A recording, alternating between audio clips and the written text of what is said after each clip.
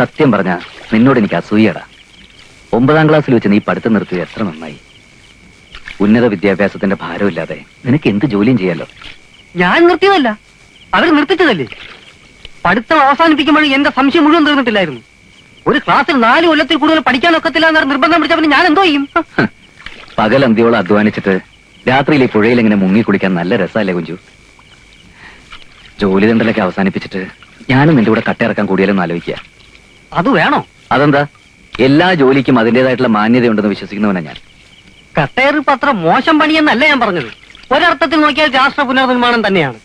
കേരളത്തിലെ പല സർക്കാർ ഓഫീസുകളും ഞാനുണ്ടാക്കിയ ഇഷ്ടം കൊണ്ട് കെട്ടിപ്പൊക്കിയതാ. എന്നാലും പച്ച കട്ട പോലെ ഈ തൊഴിലിനൊരു മാന്യതയില്ല. അതുകൊണ്ട് ഉണ്ണികൃഷ്ണൻ ബി.എ. ആയാലും ഈ തൊഴിലിന് ഇറങ്ങണ്ട. രമേന്ദ്രയുടെ കാര്യം ഓർക്കുമ്പോഴാ അവളെ റാഞ്ചി കൊണ്ടുപോവാൻ ഒരു ഗൾഫുകാരൻ വട്ടമിട്ട് പറക്കുന്നുണ്ട്. ഇന്നത്തെ ജോലിയും പോയ കാര്യം ദമയന്തി അറിഞ്ഞോ? ഇല്ല. അറിയുമ്പോ അവൾ ആത്മഹത്യ ചെയ്യായിരുന്നാൽ കൊള്ളാം.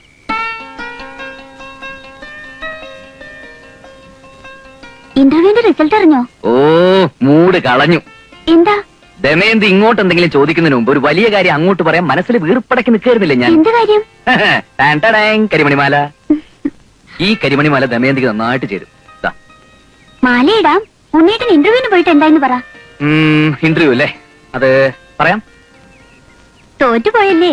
ഈ പ്രായത്തിലുള്ള പെൺകുട്ടികൾക്കറിയാം വേറെ എന്തൊക്കെ കാര്യങ്ങളുണ്ട്. ഇന്റർവ്യൂവിന് ഉണ്ണിയേട്ടന്റെ കൂടെ വേറെ വല്ല പെൺകുട്ടികൾ ഉണ്ടായിരുന്നോ? അവര് കാണാൻ എങ്ങനെ? ഉണ്ണിയേട്ടൻ അവരായിട്ട് മിണ്ടിയോ? ഇത്തരം ജന്മസിദ്ധമായ സംശയങ്ങളൊന്നും നിനക്ക് ചോദിക്കാനില്ലേ? ഇന്റർവ്യൂവിന് തോറ്റത് പോരെ നിന്നെ വഴക്ക് പറയുന്നോ? ഞാൻ ഇനി ജീവിച്ചിരിക്കത്തില്ല.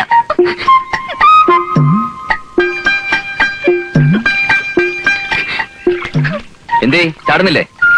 ചാട്, ചാടേ. കണ്ടോ കണ്ടോ, ചാവാൻ പോകുമ്പോഴും ദേഷ്യപ്പെടുന്നുണ്ടോ? ഞാൻ ദേഷ്യപ്പെട്ടൊന്നുമല്ല. നീ വന്നേ പാടി.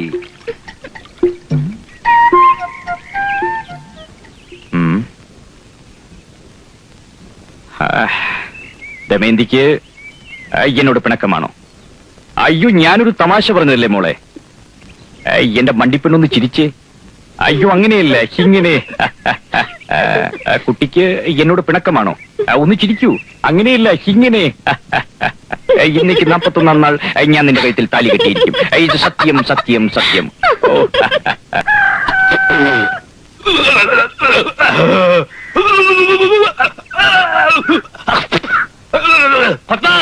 ഒന്നുകൂടി വന്നേ. എന്താ എന്താ പുണ്യതാ? എന്താ നീ ആണോ പത്മം? അവിടെ എന്താ എന്താ ഈർക്കിൽ എന്നാക്കി പോയോ? നിന്റെ മോൻ പറഞ്ഞു നീ കേട്ടോ?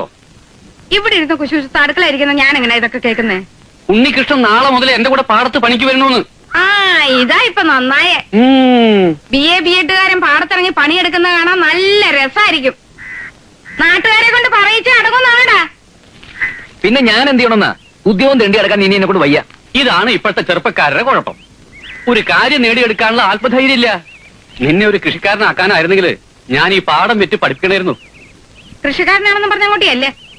ദമയന്തിയ കമലാക്ഷി വേറെ ആമ്പിള്ളേർക്ക് കെട്ടിച്ചു കൊടുക്കും. അതല്ലതാ, അവിടെ ആലോചനക്കാരതല്ല. നീയാണോടാ അവന് ബുദ്ധി ഉപദേശിച്ചു കൊടുക്കുന്നത്? അയ്യോ അല്ല, എന്റെ ശക്തി അനുസരിച്ച് ഞാൻ പിന്തിരിപ്പിച്ചിട്ടേ ഉള്ളൂ. ഉണ്ണികൃഷ്ണൻ ഒരു ജോലി കിട്ടിയിട്ട് കട്ടയെറുപ്പ് നിർത്തി ഉണ്ണിയുടെ കൂടെ പട്ടണത്തിൽ കൂടണമെന്നാ എന്റെ അന്ത്യാഭിലാഷം. അയ്യടാ, അവന്റെ ഒരു അന്ത്യാഭിലാഷം. വേറൊന്നും വേണ്ടേ? ചുമ്മാ അല്ല അവനൊരു ജോലി തരാവാത്തത്. ആരെന്ത് പറഞ്ഞാലും ശരി, എനിക്കിനി ചുമ്മാ ഇരിക്കാൻ വയ്യ. ആ പാടത്തിറങ്ങി 4 കളകളച്ചാൽ അത്രയും വൈ. എന്റെ ഉണ്ണി, മനസ്സ് തളരാതിരിക്കുക. ഒന്നുമില്ലെങ്കിലും ഞാൻ ഈ അമ്പലങ്ങളെ മുറ്റത്ത് കിടന്ന് ഉണ്ടിട്ടില്ലേ, അതിന്റെ ഫലം കിട്ടാതിരിക്കില്ല. ഇതിലൊരു പരസ്യമുണ്ട്, നോക്കി. നോക്കട്ടെ നോക്കട്ടെ. ഇംഗ്ലീഷ് പത്രമാണല്ലോ. അപ്പൊ ഏതാണ്ട് വലിയ ജോലിയായിരിക്കും. എന്ത് ജോലിയാ? മോള് വായിച്ചില്ലേ? എനിക്ക് വായിച്ചിട്ടൊന്നും മനസ്സിലായില്ല. ഇൻസ്റ്റിറ്റ്യൂട്ടിലെ സാറാ പറഞ്ഞത് വലിയ ഉദ്യോഗമാണെന്ന്. സ്കൂൾ അധ്യാപകനായി പിള്ളേർക്ക് 4 അക്ഷരം പറഞ്ഞു കൊടുക്കേണ്ട ഈ ഉണ്ണികൃഷ്ണൻ ബി.എ. നീ കണ്ടുപിടിച്ച ജോലി കൊള്ളാം. പുറത്ത് പറയാൻ കൊള്ളാത്ത പണിയാണോ? എന്താന്ന് വെച്ചാ ഒന്ന് തെളിച്ച് പറ എന്റെ ഉണ്ണി. ഉദ്യോഗ പേര് കേട്ട് ആരും ഞെട്ടരുത്. പ്രൈവറ്റ് ഡിറ്റക്റ്റീവ് എന്ന് വെച്ചാ എന്താ ഉണ്ണി? ഞാൻ പറയാം. CBI ക്രൈംബ്രാഞ്ച് എന്നൊക്കെ പറയുന്ന പോലെ പ്രൈവറ്റ് ആയിട്ട് പ്രവർത്തിക്കുന്ന കുറ്റാന്വേഷകരാണ് ഡിറ്റക്ടീവ്സ്. ഉള്ളതാണോടാ? ട്യൂട്ടോറിയൽ കോളേജിലാ പഠിക്കുന്നെങ്കിൽ അവർക്ക് വിവരമുണ്ട്. അല്ല, പ്രൈവറ്റ് ആയിട്ട് അങ്ങനെ ഒരു പോലീസ് വകുപ്പ് ഉണ്ടെങ്കിൽ തരക്കെട്ടില്ലല്ലോ. എന്താ പരസ്യത്തിൽ പറഞ്ഞേക്കണേ? സീക്രട്ട് ഫയൽസ് പ്രൈവറ്റ് ലിമിറ്റഡ് എന്ന പേരിൽ ബോംബെ കേന്ദ്രമാക്കി പ്രവർത്തിക്കുന്ന പ്രൈവറ്റ് ഡിറ്റക്റ്റീവ് ഏജൻസിയുടെ കേരളത്തിലെ ബ്രാഞ്ചിലേക്ക് ഡിറ്റക്റ്റീവായി ജോലി നോക്കാൻ സ്മാർട്ട് ആയിട്ടുള്ള ചെറുപ്പക്കാരെ ആവശ്യമുണ്ടെന്ന്. ഇത് നല്ല ജോലിയാണ് അച്ഛാ. ചേട്ടൻ അറിയാൻ വയ്യാഞ്ഞിട്ടാ. വലിയ വലിയ കേസുകളിൽ സർക്കാർ പോലീസിനെ സഹായിക്കുന്നത് പോലും ഈ പ്രൈവറ്റ് ഡിറ്റക്റ്റീവ്സാ. ഇത്ര വിശദമായിട്ട് പറയാൻ കഴിഞ്ഞ ജന്മത്തിൽ നിനക്കെന്താ CID പണിയായിരുന്നോ? ഞാനൊരു വനിതാ മാസികയിൽ വായിച്ചതാ. വൻ നഗരങ്ങളിൽ സ്ത്രീകൾ പോലും ജോലി ചെയ്യുന്നുണ്ട്. പിന്നെന്താ, കുറച്ച് ധൈര്യമുള്ളവർക്ക് ഈ പണി പറ്റും. പരസ്യം വായിച്ച് ചിരിച്ചതിന്റെ അർത്ഥം ഇപ്പോഴല്ലേ എനിക്ക് പിടികിട്ടിയത്. ഇൻസ്റ്റിറ്റ്യൂട്ടിലെ സാറും പറഞ്ഞു കിട്ടിയ നല്ല പണിയാണെന്ന്. പിന്നെ ഉണ്ണേട്ടിന് പേടിയാണെങ്കിൽ അപേക്ഷിക്കണ്ട. പേടിയോ? അയ്യേ കഷ്ടം. എടി, ഒരു സ്കൂൾ അധ്യാപകനാകണ്ട ഞാനൊരു CID ആയ ഈ നാട്ടുകാരനെ കളിയാക്കില്ലേ? പിന്നെ നാട്ടുകാർക്ക് നിന്നെ കളിയാക്കാനല്ലേ നേരം. പോടാ അവിടുന്ന്. വെറുതെ തടസ്സം പറയാതെ ഉണ്ണേട്ടാ. ഇനി കൂടുതലൊന്നും ആലോചിക്കണ്ട, നിനക്ക് ഈ പണി മതി. രാഷ്ട്രീയക്കാരും മിനിറ്റ് സ്ഥലം മാറ്റി തട്ടിരസിക്കുന്ന സർക്കാർ പോലീസിനേക്കാളും ഭേദമല്ലേ ഈ പ്രൈവറ്റ് പോലീസ്? 4 ആളെ മുഖത്തോക്കി പറയാൻ നല്ല അന്തസ്സുള്ള പണിയാ. എന്നാ പിന്നെ രാഹുകാലത്തിന് മുമ്പ് അപേക്ഷ അയക്കാൻ നോക്കുമോനെ. ഓ, നിങ്ങളൊക്കെ എന്തറിഞ്ഞിട്ടായി പറയുന്നത്? വേറെ ഒരു പണിയും കിട്ടാത്തവർക്ക് വച്ച് നീട്ടുന്ന ജോലിയൊന്നും അല്ല ഈ CID പണി. ഇന്റർവ്യൂവിന് വിളിക്കുമെന്ന് എന്നെ കണ്ടറിയണം. ഇനി പലവാ വിളിച്ചാൽ തന്നെ ശരിക്കും പ്രിപ്പയർ ചെയ്തിട്ട് അറ്റൻഡ് ചെയ്യാൻ നോക്കൂ. അതൊക്കെ വലിയ ചെലവുള്ള പണിയാണമേ. ഉണ്ണീഷ, യൂറിയ മേടിക്കാൻ വെച്ചിരുന്ന കാശ് വരെ ചെലവാക്കിയാൽ ഞാൻ നിന്നൊരു BA ബിഎഡ്കാരനാക്കിയത്. ഇനി ഒരു പ്രൈവറ്റ് പോലീസാകാൻ ശേഷിക്കുന്ന പാഠം കൂടി വെക്കാൻ ഞാൻ ഒരുക്കാം. അയക്കട മോനെ. ആപ്ലിക്കേഷൻ അയക്കും ഉണ്ണേട്ടാ. അല്ല, പാഠം വേണ്ട വേണ്ട, എനിക്ക് സമ്മത.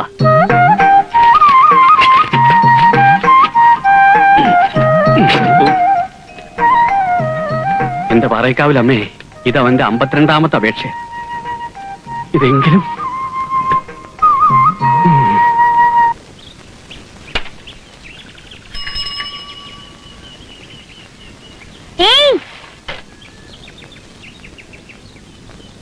പത്മാലയത്തിൽ ഉണ്ണികൃഷ്ണൻ BA ബിഎഡിന് കത്തുണ്ടോ? ഇല്ല.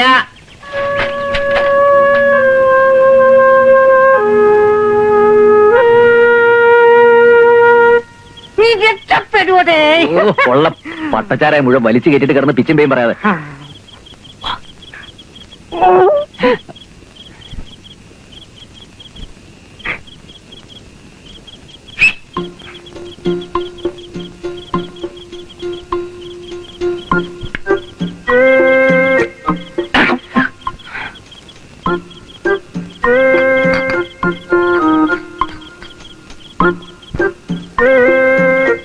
നീ ഇവിടെ തന്നെ നിന്നോണം. ആരെങ്കിലും വന്ന സിഗിൽ തന്നാ മതി. പിന്നെ ആരെങ്കിലും വന്നാ ഞാൻ എന്ത് ചെയ്യും? സിഗിൽ തരണമെന്ന് പറഞ്ഞില്ലട്ടോ പട്ടി. തരാം തരാം.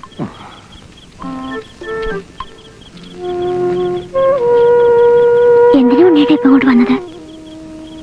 ഇതുവഴി വന്നപ്പോ നിന്നെ കാണാൻ കൊതി. ആരെങ്കിലും കണ്ടാൽ എന്ത് വിചാരിക്കും? അച്ഛൻ വായനശാലന്ന് വരേണ്ട നേരായി. ആരും കാണത്തൊന്നുമില്ല. കുഞ്ചുവിനെ ഞാൻ കാവലം നിർത്തിയിട്ട് വന്നിരിക്കുക. പിന്നെ നിന്റെ ഉണ്ണിയേട്ടനൊരു CID ആവും പോലെ. അപ്പോ രാത്രി കാലങ്ങളിൽ ഇങ്ങനെ വിളിച്ചും പതുങ്ങിയൊക്കെ കാണേണ്ടി വരും. പലരുമായിട്ട് ഏറ്റുമുട്ടേണ്ടിയും വരും. അതിന്റെ ഒരു റിഹേഴ്സലാണെന്ന് കൂട്ടിക്കോ.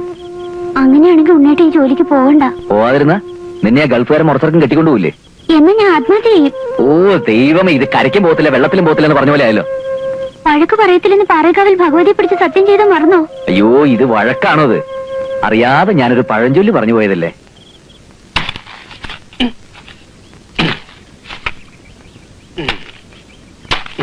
അപ്പുണ്ണേട്ടാ, എന്താ വാസു? ഒന്നിങ്ങ് വന്നേ, ഒരു കാര്യം പറയട്ടെ. ഉണ്ണികൃഷ്ണൻ ഇന്റർവ്യൂവിന് കാർഡ് വന്നു എന്ന് ദമയന്തി പറയണ കേട്ടു. ഉള്ളതാണോ? അതെ, ഈ ജോലിയെപ്പറ്റി സൊസൈറ്റിയിൽ ഒരാളുമായിട്ട് ഞാൻ സംസാരിച്ചു. വലിയ പദവിയും പത്രാസുള്ള ഉദ്യോഗമാണെന്ന് പറഞ്ഞത്.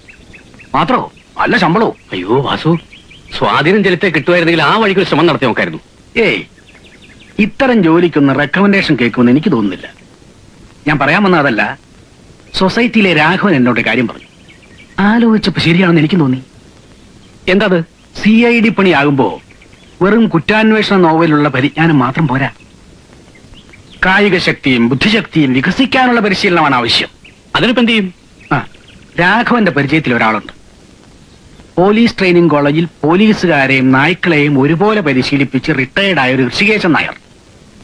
അയാളെ കിട്ടിയ നമ്മുടെ രക്ഷപ്പെട്ടു. എന്നാ ആളെ വരുത്താം. പക്ഷെ കക്ഷി ഇപ്പൊ എവിടെയുണ്ടെന്ന് രാഘവന് തിട്ടമില്ല. അന്വേഷിക്കാൻ ഞാൻ ഏർപ്പാടാക്കിയിട്ടുണ്ട്. പക്ഷെ അയാൾ ചോദിക്കുന്ന കാശ് കൊടുക്കണം. ഓ, അത് സാരമില്ല. വാസു ഒരു കാര്യം ചെയ്യും, ആ ഋഷികേശനാരെ എങ്ങനെയും തപ്പിയെടുക്കാൻ നോക്ക്.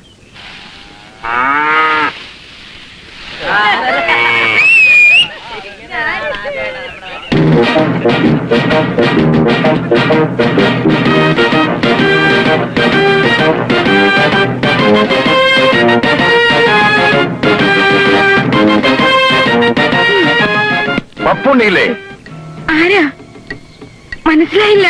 അതൊക്കെ നേരിട്ട് പറയാം, വിളിക്കേ. അയ്യോ, അക്രമമൊന്നും കാണിക്കല്ലേ, അങ്ങനെ ഒരു പാവ. അക്രമം കാണിക്കാൻ പോകുന്ന അങ്ങേരോടല്ല, അങ്ങേരുടെ മകനോടാണ്. ഉണ്ണികൃഷ്ണല്ലേ ഇവിടെ? അയ്യോ, അവൻ അങ്ങേരെക്കാളും പഞ്ചപാവോ. അതേ, ഒന്നിങ്ങോട്ട് വന്നേ. വിളിക്കേ, വേഗം വിളിക്കേ. നോക്കുന്ന താഴെ വയസ്സാറേ, നിങ്ങൾ എന്താ കാണാൻ നിൽക്കുവാ? ആരെങ്കിലും ഓടി വന്ന് പോലീസിനെ ഒന്ന് വിളിച്ചോണ്ട് വാ. വരൂ വരൂ. നിങ്ങളെയൊക്കെ കുറച്ചു നേരത്തേക്ക് ഭയപ്പെടുത്തേണ്ടി വന്നതിൽ എനിക്ക് ഖേദമുണ്ട്. ഞാൻ ആരെയും കൊല്ലാൻ വന്നതല്ല. ഇദ്ദേഹത്തിന്റെ മകനെ CID ആയി വാർത്തെടുക്കാൻ വേണ്ട പരിശീലനം കൊടുക്കാമെന്ന ട്രെയിനറാണ് ഞാൻ. എന്നാ പിന്നെ ഇയാൾക്കത് നേരത്തെ പറഞ്ഞു തുടക്കാൻ വയ്യായിരുന്നു. എന്തിനും കുറച്ച് ടെൻഷൻ ഉണ്ടാക്കുക എന്നുള്ളത് എന്റെ ഒരു ശീലമാണ്.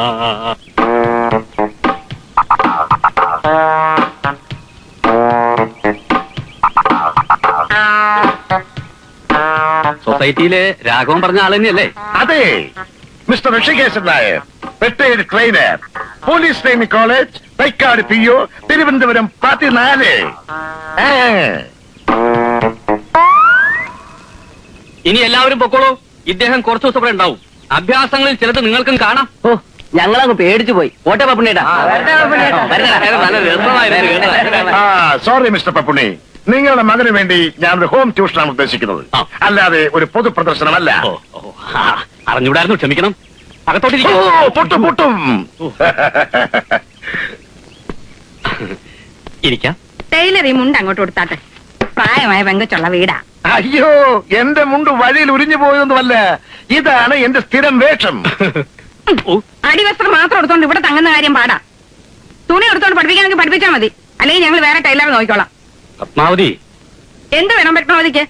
നാണോ മാനമുള്ള ഒരു ടൈലറെ കിട്ടിയില്ലേ നമ്മുടെ മോനെ പഠിപ്പിക്കാൻ?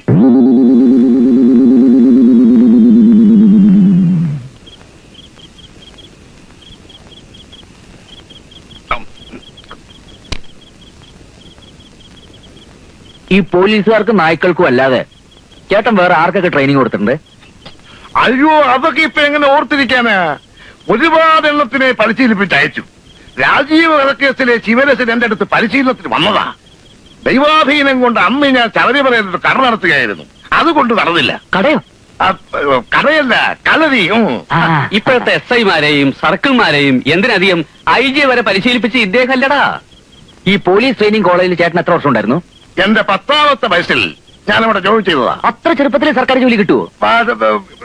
എന്റെ അച്ഛൻ പോലീസ് ട്രെയിനിങ് കോളേജിൽ കാന്റീനിലെ ഒരു ജീവനക്കാരനായിരുന്നു. അച്ഛനെ കാണാനും രുചിയുള്ള ആഹാരം കഴിക്കാനും വേണ്ടി ഞാനിന്ന് അവിടെ പോവും. അപ്പോഴൊക്കെ പോലീസുകാർക്ക് ട്രെയിനിങ് കൊടുക്കുന്നത് ഞാൻ നോക്കി നിൽക്കും. അന്ന് എന്റെ ഒരു ആഗ്രഹമായിരുന്നു വലുതാകുമ്പോൾ ഒരു ട്രെയിനർ ആകണമെന്ന്. ഗുരുവായൂരപ്പന്റെ കൃപ കൊണ്ട് അതേതായാലും സാധിച്ചു. പക്ഷേ ഒരു ദോഷം പറ്റി. കാന്റീനിലെ ആഹാരം സ്ഥിരമായി കഴിച്ച് കഴിച്ച് ഭക്ഷണത്തിനുള്ള താല്പര്യം അങ്ങ് പോയി.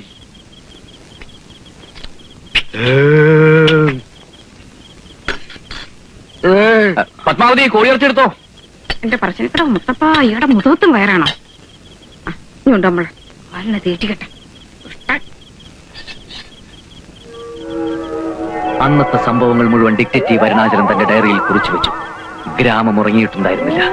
മുറിക്ക് പുറത്ത് കട്ട പിടിച്ച ഇരുട്ടിൽ ദൂരെയെങ്ങും ഒരു ചാവാലിപ്പട്ടിയുടെ ഓലി കേട്ടു. പ്രകൃതിയുടെ ഒരു ഇല പോലും അനങ്ങിയില്ല. കാറ്റേതോ നിഗൂഢതയിൽ ഒളിച്ച പോലെ. അന്തരീക്ഷത്തിൽ പഴകിയ ചോരയുടെ മണം തളം കെട്ടി നിൽക്കുന്നതായി അരുണാചലത്തിന് തോന്നി. ഡയറി അടച്ചു വെച്ച് ഉള്ളിൽ കെട്ടുപിടിഞ്ഞു കിടക്കുന്ന ചിന്തയുടെ കുരുക്കൾ അഴിക്കാൻ തുടങ്ങിയായിരുന്നു അയാൾ. ഒടുന്നനെ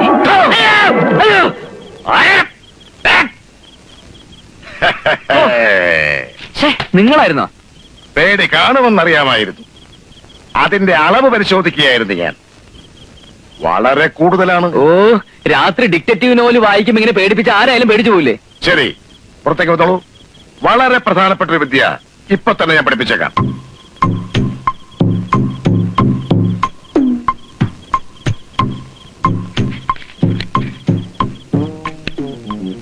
ഉണ്ണികൃഷ്ണൻ ശ്രദ്ധിച്ചോളൂ. തീപ്പെട്ടിക്കുള്ളി ഇങ്ങനെ വെച്ചിട്ട് തള്ളവിരലെ കൊണ്ട് നന്നായി അമർത്തി പിടിക്കണം. ഇത് പഠിപ്പിക്കാനാണ് ഈ പാതിരാത്രിയിൽ വായിച്ചോണ്ട് എന്നെ പിടിച്ച് പുറത്തിറക്കിയത്. ഈ പഞ്ചായത്തിലെ പീക്കിരി പിള്ളേർക്ക് പോലും അറിയാവുന്ന വിദ്യ അത്. ഒരു വിദ്യയും കണ്ണുമടിച്ചങ്ങനെ നിന്നിക്കരുത്. വല്ലഭന് പുല്ലുമായുധമെന്ന് പറയുന്നത് പോലെ ഒരു CIDക്ക് വിജയം കൈവരിക്കാൻ ചിലപ്പോ ഒരു തീപ്പെട്ടിക്കൊള്ളിയുടെ സഹായം വേണ്ടി വരും. അതെ അതെ, ഈ വിദ്യ എല്ലാവർക്കും അറിയാമായിരിക്കും. പക്ഷേ പറയുന്ന സ്ഥാനത്ത് കൃത്യമായി തെറിച്ചു കൊള്ളിക്കണം. അതിന് പറ്റുമോ? എഴുതാപ്പുറം വായിക്കാതെ ആശാൻ പറയുന്നത് കേട്ട് പഠിക്കണ്ടേ ഉണ്ണി. അച്ഛന് വയസ്സായെങ്കിലും വിവരമുണ്ട്. നോക്കൂ, ആ തെങ്ങിൻ ചുവട്ടിൽ കിടക്കുന്ന കടലാസാണ് എന്റെ ലക്ഷ്യം. ഇവിടെ നിന്നുകൊണ്ട് ഞാനത് കത്തിച്ച് കാണിച്ചു തരാം. 1, 2, 3. കലക്കൻ ഉന്ന ആശാനെ. അപ്പുറത്തെ പപ്പനാവന്റെ പറമ്പിലേക്കാ പോയത്. ഇനി അവിടെ തീ പിടിക്കുവോ? നീ ആ കരുനാക്കൊണ്ടൊന്നും മിണ്ടാതിരിക്കും പത്മം. എന്തുകൊണ്ടാണ് ഉന്നം തെറ്റിയതെന്ന് ഞാൻ വിശദമാക്കി തരാം. തെറ്റ് ആദ്യം പഠിപ്പിച്ചിട്ട് പിന്നെ ശരി പഠിപ്പിക്കുക. അതാണ് എന്റെ ഒരു രീതി. തിയറി ഒന്നും പഠിച്ചോണ്ട് ഇപ്പൊ സമയമില്ല എന്റെ ആശാനെ. ആ തീപ്പെട്ടി കൊടുത്താ ലക്ഷ്യസ്ഥാനത്ത് എങ്ങനെ കൊള്ളിക്കണമെന്ന് ഞാൻ കാണിച്ചു തരാം. എന്നാണെന്ന് കാണിക്ക്. ആദ്യമായി കൊള്ളിയെടുത്ത് തള്ളവരൽ കൂട്ടുകാർ അമർത്തി പിടിക്കുക. എന്നിട്ട്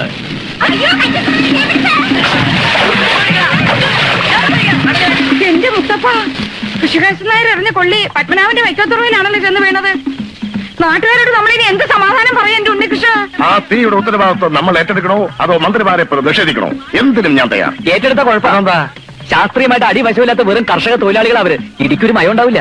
അയ്യോ, എന്നാ അത് വേണ്ട, നിഷേധിക്കാം. പെരയിലോട്ട് തീ പിടിക്കുന്നതിന് മുമ്പ് ചെന്ന് കെടുത്താൻ നോക്ക്. ഞാൻ ഒറ്റയ്ക്കോ? ഉണ്ണി ഇവിടെ വാ. നീയും കൂടെ നോടി ചെല്ലേണ്ട ഉണ്ണികൃഷ്ണ. തീപ്പെട്ടിക്കുള്ളിക്ക് ശക്തിയുണ്ടെന്ന് ഇപ്പൊ മനസ്സിലായി. കോപ്പടപാട് പോ.